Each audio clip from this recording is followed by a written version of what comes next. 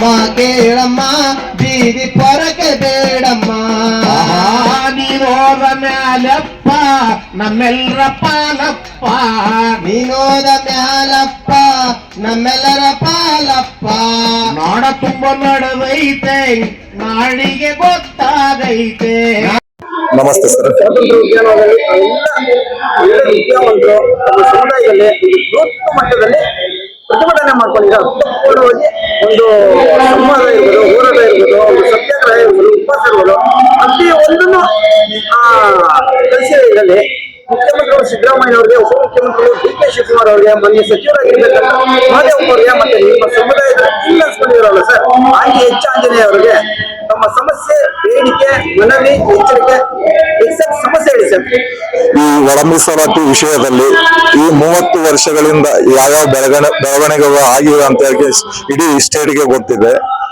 ಈ ಒಳ ಮೀಸಲಾತಿ ವರ್ಗೀಕರಣ ಮಾಡೋದಕ್ಕೆ AKADA ಸಮಸ್ಯೆ ಅಂತ ಆ ವಿಚಾರಕ್ಕೆ ಮತ್ತೆ ಹೊಸ ಸಮೀಕ್ಷೆಯನ್ನ ಎಚ್ ನಾಗಮೋಹನ್ ಸರ್ ಅವರ ಆಯೋಗದಿಂದ ರಿಪೋರ್ಟ್ ಮಾಡಿ ಈಗ ಮತ್ತೆ AKAD ಸಮಸ್ಯೆಯನ್ನ ಮುಂದಿಟ್ಕೊಂಡು ಕೆಲವು ಅಸಮಾನ್ಯತರ ಇದರ ವಿರುದ್ಧ ಹೋರಾಟಗಳು ಮಾಡೋದ್ರಿಂದ ಒಳ ಮೀಸಲಾತಿ ಜಾರಿ ಮಾಡೋದ್ರಲ್ಲಿ ಸರ್ಕಾರ ವಿಳಂಬ ಧೋರಣೆ ತೋರಿಸ್ತಾ ಇದೆ. ಈಗೇನು ಆಗಸ್ಟ್ 11ರಿಂದ ಇಲ್ಲಿ ನಾವು ಸತ್ಯಾಗ್ರಹದ ಹಮ್ಮಿಕೊಂಡಿದ್ವಲ್ಲ, ನಿನ್ನೆ ಏನಾಯ್ತಂದ್ರೆ ಒಮ್ಮಿಂದೊಮ್ಮೆಲೆ 14 ಡೇಟ್ ಮತ್ತೆ 19ಕ್ಕೆ ಶಿಫ್ಟ್ ಮಾಡ್ತಾರೆ. ಮತ್ತೆ ನಾವು ಆತಂಕಕ್ಕೆ ಒಳಗೊಂಡು ಹಿರಿಯ ಹೋರಾಟಗಾರರು ಏನ್ ಮಾಡಿದ್ರಪ್ಪ ಅಂತಂದ್ರೆ ಈಗ ಇಲ್ಲಿಗೆ ಮುಗಿಯಂಗಿಲ್ಲ, ಇದೇ ರೀತಿ ಮುಂದಾಕ್ಯಂತ ಹೋದ್ರೆ ಸಮಾಜಕ್ಕೆ ನಾವು ಏನು ಕೊಡುಗೆ ಕೊಟ್ಟಂಗ ಆಗ್ತದ, ನಾವು ಸರ್ಕಾರ ಹೇಳಿದ ಮಾತನ್ನೆಲ್ಲ ಕೇಳ್ಕೊಂತ ಹೋದ್ರೆ ನಾವು ಎಲ್ಲಿವರೆಗೂ ಸಾಯ್ಬೇಕಾಗ್ತದ ಅನ್ನೋ ವಿಚಾರ ಇಟ್ಕೊಂಡು ಉಪವಾಸ ಸತ್ಯಾಗ್ರಹಕ್ಕೆ ನಿನ್ನೆ ಕರೆ ಕೊಟ್ರು. ಆ ಉಪವಾಸ ಸತ್ಯಾಗ್ರಹ ಕರೆ ಕೊಟ್ಟಿರೋದನ್ನ ಗಮನಕ್ಕೆ ತಗೊಂಡು ಮಾನ್ಯ ಮುಖ್ಯಮಂತ್ರಿ ಸಿದ್ದರಾಮಯ್ಯ ಸರ್ ಅವರು ಇದೇ ಹೋರಾಟಗಾರನ್ನ ಕರೆಸಿ ಅವ್ರಿಗೇನೋ ಒಂದು ಮನವೊಲಿಸಿ ಮತ್ತೆ ಅವ್ರನ್ನ ಹೋರಾಟವನ್ನ ಕೈ ಬಿಡುವಂತ ಕೆಲಸ ಮಾಡಿದ್ದಾರೆ. ಇದರಿಂದ ಹೋರಾಟಗಾರರು ಯಾವುದೇ ರೀತಿಯಿಂದ ತೃಪ್ತಿಗೊಂಡಿಲ್ಲ. ಈಗ ನಮ್ಮ ಆತಂಕ ಏನಪ್ಪಾ ಅಂತಂದ್ರೆ ಇವರು ನಾಳೆ 19ಕ್ಕೆ ಮಾಡ್ತಾರೋ ಮುಂದಾಗ್ತಾರೋ ಅನ್ನೋ ಚಿಂತೆ ಮನದಾಳದಾಗ ಕಾಡ್ತಾ ಇದೆ. ನಾವು ನಿನ್ನೆ ಆ ಸುದ್ದಿ ಕೇಳ್ತಿದ್ದಂಗನೆ 19ಕ್ಕೆ ಹೋಗ್ತದ ಅನ್ನೋ ವಿಚಾರ ತಿಳ್ಕೊಂತಿದ್ದಂಗನೆ ನಾವು ಊಟನೇ ಬಿಟ್ಬಿಟ್ಟಿದ್ದೀವಿ.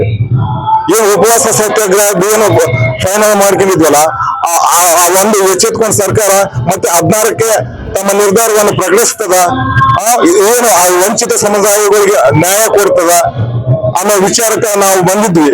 ಬಟ್ ಏನು ಮತ್ತೆ ಸಿದ್ದರಾಮಯ್ಯ ಸರ್ ಏನ್ ಮಾಡಿದ್ರು, ಮತ್ತೆ ವಂಚಿತ ಸಮುದಾಯದ ನಾಯಕರನ್ನ ತಮ್ಮ ಬಳಿಗೆ ಕರೆಸಿಕೊಂಡು ಮತ್ತೆ 19ರವರೆಗೆ ನೀವು ಕಾಯಿರಿ ಅನ್ನೋ ವಿಚಾರನ ಅವ್ರ ಮುಂದೆ ಮಂಡಿಸಿ ಮತ್ತೆ ವಾಪಸ್ ಕಳಿಸಿದ್ದಾರೆ. ಇದು ಕೆಟ್ಟ ನಮಗೆ ಪರಿಸ್ಥಿತಿಗಳನ್ನು ಉಂಟು ಮಾಡ್ತಾ ಇದೆ. ನಾವು ನಿನ್ನೆ ರಾತ್ರಿ 10 ಗಂಟೆಗೆ ಸುದ್ದಿ ಕೇಳಿದ್ವಿ. 10 ಗಂಟೆಗೆ ಸುದ್ದಿ ಕೇಳಿದಾಗಿಂದ ನಾವು ಇವತ್ತಿನವರೆಗೂ ಈ ಟೈಮ್ವರೆಗೂ ಊಟ ಮಾಡಿಲ್ಲ. ನಿನ್ನೆಯಿಂದ ಇವತ್ತಿನವರೆಗೂ ಊಟ ಮಾಡಿಲ್ಲ.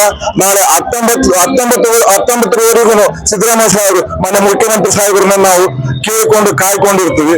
ಅವತ್ತಿನವರೆಗೂ ನಾನು ವೈಯಕ್ತಿಕವಾಗಿ ಉಪವಾಸ ಸತ್ಯಾಗ್ರಹದಲ್ಲಿ ನಿನ್ನೆಯಿಂದ ಇವತ್ತಿನವರೆಗೂ ನಾಳೆ 19ರವರೆಗೂ ನನ್ನ ಉಪವಾಸ ಸತ್ಯಾಗ್ರಹ ಕಂಟಿನ್ಯೂ ಆಗಿರುತ್ತೆ. ನೋಡಿ, ನಿಮ್ಮ ಸಮುದಾಯದಲ್ಲಿ ಒಬ್ರು ಸ್ವಾಮೀಜಿಗಳಿದ್ದಾರೆ, ಅವ್ರ ಹೆಸರು ಹೇಳಬೇಕಾಗಿಲ್ಲ. ಈ ಪುಣ್ಯಾತ್ಮರು ಬಾಬಾ ಸಾಹೇಬ್ ಅಂಬೇಡ್ಕರ್ ಅಳವಡಿಸ್ಕೊಂಡು ಒಂದು ತಿಂಗಳ ಮಾತಾಡ್ತೀನಿ ಅಂತಾರೆ. ನಮ್ಮ ರಕ್ತ ಕನ್ನಡದಲ್ಲಿದ್ದಾರೆ, ನಮ್ಮ ಮನೆ ದೇವರು, ನಮ್ಮ ಕುಲದೇವರು ಈ ಪುಣ್ಯಾತ್ಮ ಬಾಬಾ ಸಾಹೇಬ್ ಅಂಬೇಡ್ಕರ್ ಅವರು ಅಂತ ಹೇಳಿದ್ದಾರೆ. ಇವಾಗ ಅವರೇ ಬೇರೆ ನೆಗೆಟಿವ್ ಮಾತಾಡಿ ಅವರೇ ಈಗ ಸಮಾಜದ ನಾಯಕರಲ್ಲಿ ಯಾವ ತರ ಗೊಂದಲಗಳು ಮೂಡ್ಯಾವ ಏನ್ ಗೊತ್ತಾಗುತ್ತೆ. ಆಡಳಿತ ಪಕ್ಷದಲ್ಲಿ ಇರೋರು ಒಂಥರ ಮಾತಾಡ್ತಾರ, ವಿರೋಧ ಪಕ್ಷದಲ್ಲಿ ಇರೋರು ಒಂಥರ ಮಾತಾಡ್ತಾ ಇದ್ದಾರೆ. ಈಗ ನಾವು ಮುಖ್ಯವಾಗಿ ಕೇಳ್ತಾ ಇರೋದು ಏನಪ್ಪಾ ಅಂತಂದ್ರ ಆಡಳಿತ ಮತ್ತು ವಿರೋಧ ಪಕ್ಷದಲ್ಲಿ ಇರುವ SC ಜಾತಿಯಲ್ಲಿ ಸಂಬಂಧಪಟ್ಟ ಇರಲಾರದಂತ ನಾಯಕರುಗಳು, ಪಕ್ಷದಲ್ಲಿ ಇರುವ MLA, MLC, MP ಗಳು ಇವರೆಲ್ಲ ಈ ಒಂದು ನ್ಯಾಯಸಮ್ಮತವಾದ ವಿಚಾರವನ್ನ ಒಳ ಮೀಸಲಾತಿ ಜಾರಿ ಆದಷ್ಟು ಬೇಗ ಮಾಡೋ ಪ್ರಯತ್ನದಲ್ಲಿ ಅವರನ್ನು ಧ್ವನಿಗೂಡಿಸ್ಬೇಕನ್ನೋ ವಿಚಾರ ನಮ್ದು. ಈಗ ಇವರು ನನಗ್ ಜಾಸ್ತಿ ನನಗ್ ಕಡಿಮೆ, ನನಗ್ ಜಾಸ್ತಿ ನನಗ್ ಕಡಿಮೆ ಅಂತೇಳಿ ಇದೇ ವಿಚಾರ ಮುಂದೂಡ್ತಾ ಹೋದ್ರೆ ಸಮಾಜಕ್ಕೆ ಏನು ಒಂದು ಕೊಡುಗೆ ಕೊಟ್ಟಂಗ ಆಗಂಗಿಲ್ಲ. ನಾವು ಅಸ್ಪೃಶ್ಯತೆ ಜೀವನ ಅನುಭವಿಸುವಂತ ಏನು ಶೋಷಣೆಗೊಳಪಟ್ಟ ಇರುವಂತ ನಮ್ಮನ್ನ ಯಾವುದೇ ರೀತಿಯಿಂದ ಗೌರವತೆಯಿಂದ ಒಂದು ಅಧಿಕಾರ ಕೊಟ್ಟಂಗ ಆಗಂಗಿಲ್ಲ.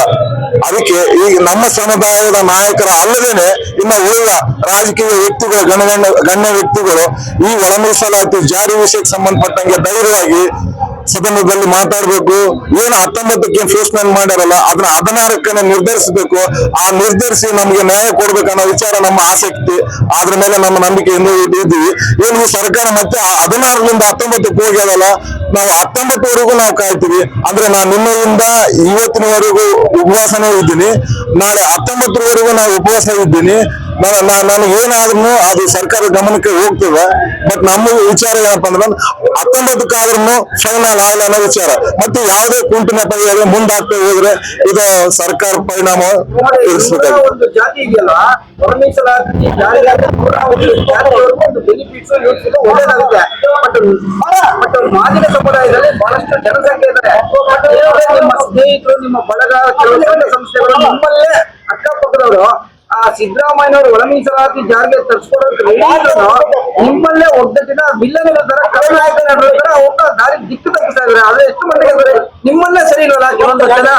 ಅದೇ ನಮ್ಮಲ್ಲೇ ಸರಿ ಇಲ್ಲ ಅನ್ನೋ ವಿಚಾರ ನೀವು ಹೇಳೋದ್ರಿಂದೆಲ್ಲ ನಮಗೂ ಅದು ಅನುಭವಕ್ಕೆ ಬಂದಿದೆ. ಬಟ್ ಏನಪ್ಪಾ ಅಂತಂದ್ರೆ ನಮ್ಮಲ್ಲಿ ಕೆಲವು ಆರ್ಥಿಕ ಶೋಷಣೆ ಈ ತರ ವಂಚನೆಗಳಿಂದ ಒಳಗಾಗಿರುವಂತ ವ್ಯಕ್ತಿಗಳು ಸಣ್ಣ ಪುಟ್ಟ ಸ್ವಾರ್ಥಕ್ಕಾಗ್ಲಿ, ಏನು ತಮ್ಮದೇ ನಾಯಕತ್ವದಲ್ಲಿ ನಾವು ಮಾಡಿದೀವಿ ಅನ್ನೋ ಪ್ರತಿಷ್ಠೆಗಾಗ್ಲಿ ಈ ತರ ಸಣ್ಣ ಪುಟ್ಟ ತಾರತಮ್ಯ ಮಾಡ್ತಿರ್ಬೋದು. ಬಟ್ ಕೋರಿಕೆ ಒಂದೇ, ಏನಪ್ಪ ಸಮುದಾಯಕ್ಕೆ ಒಂದು ನ್ಯಾಯ ಸಿಗ್ಬೇಕಾಗಿದೆ. ಈ 30-35 ವರ್ಷಗಳಿಂದ ಹಿರಿಯ ಹೋರಾಟಗಾರರೆಲ್ಲ ಹೋರಾಟ ಮಾಡ್ಕೊಂತ ಬಂದಾರ. ನ್ಯಾಯಸಮ್ಮತವಾದ ಸಂವಿಧಾನಬದ್ಧವಾದ ಒಂದು ಒಳ ಮೀಸಲಾತಿ ವರ್ಗೀಕರಣ ಆಗಲಿ ಅನ್ನೋ ವಿಚಾರ ಎಲ್ಲರಲ್ಲೂ ಎಲ್ಲ ಸಂಘಟನೆಗಳಲ್ಲಿ ಇದೆ. ಒಳ ಮೀಸಲಾತಿ ಜಾರಿಗೆ ಆದ್ರೆ ಒಂದು ಮಾದಿಗ ಸಮುದಾಯನೇ ಬೆನಿಫಿಟ್ ತಗೊಳ್ಳಲ್ಲ, ನಿಮ್ದೊಂದು ಸಮುದಾಯನೇ ತಗೊಳ್ಳಲ್ಲ, 100 ಜಾತಿನೂ ಬೆನಿಫಿಟ್ ತಗೊಂತಾರಲ್ಲ. ಅದ್ರ ಬಗ್ಗೆ ಧ್ವನಿ ಎತ್ತೋರೇ ಇಲ್ವಲ್ಲ? ಈ ಮುಖಾಂತರ ಸಂವಿಧಾನ ರಚನೆ ಮಾಡೋದೇನೋ 1819 ಅವರು ಓದ್ಬಿಟ್ಟು ಬರ್ತನ ನೋಡ್ಬಿಟ್ಟು ಮಾಡಿದ್ರೆ ನಿಮ್ಮಲ್ಲೇ ಕಿತ್ತಾಡ್ಕೊಂಡ್ರೆ ಏನ್ ಪ್ರಯೋಜನ? ನಾವು ಈಗ ಬಾಬಾ ಸಾಹೇಬರ ಕಾಲಡಿಯಲ್ಲಿ ನಿಂತ್ಕೊಂಡು ಹೇಳ್ತಾ ಇದ್ವಿ ಅಂದ್ರಿಗೆನ, ಅವ್ರು ಕೊಟ್ಟಿರುವ ಸಂವಿಧಾನದ ಅಡಿಯಲ್ಲಿ ನಾವು ಜೀವನ ಮಾಡ್ತಾ ಇದ್ವಿ ಅಂದ್ರಿಗೆನ ನಮ್ದೊಂದು ಪುಣ್ಯ. ಇಂತ ಒಂದು ಭಾಗ್ಯವನ್ನು ಕೊಟ್ಟಿರುವ ಅಂಬೇಡ್ಕರ್ ಅವರ ಜಾಗದಲ್ಲಿ ನಾವು ನಿಂತು ಮಾತಾಡ್ತೀವಿ ಅಂತಂದ್ರೇನ, ನಮ್ಮ ಹಿರಿಯ ಮುಖಂಡರು ಏನಾಗಿದಾರ, ತಾವು ಪಂಗಡಗಳಾಗಿ ಹೋರಾಟಗಳನ್ನು ಗುಂಪಾಗಿ ಮಾಡೋದ್ರಿಂದ ಈ ಸರ್ಕಾರಕ್ಕೆ ಒತ್ತಡ ಹೋಗ್ತಾ ಇಲ್ಲ ಅನ್ನೋದು ನಮ್ದೊಂದು ದೊಡ್ಡ ಬೇಜಾರ. ಈಗ 19ನೇ ತಾರೀಕು ಒಂದು 100% ನಿಮಗೆ ಒಳ್ಳೆ ಫಲಿತಾಂಶ ಬರುತ್ತೆ ಅಂದ್ರೆ ಈ ತರಲೆ ಜನಗಳು ಸೇರ್ಕೊಂಡು ಇನ್ನೂ ಡಿಲೇ ಮಾಡ್ತಾರೆ ಅಂತ. ಈ ತರಲೆಗಳು ಜನಗಳು ಸೇರ್ಕೊಂಡು ಡಿಲೇ ಮಾಡಿಸ್ತಾರ ಅನ್ನೋದು ಇನ್ನೊಂದು.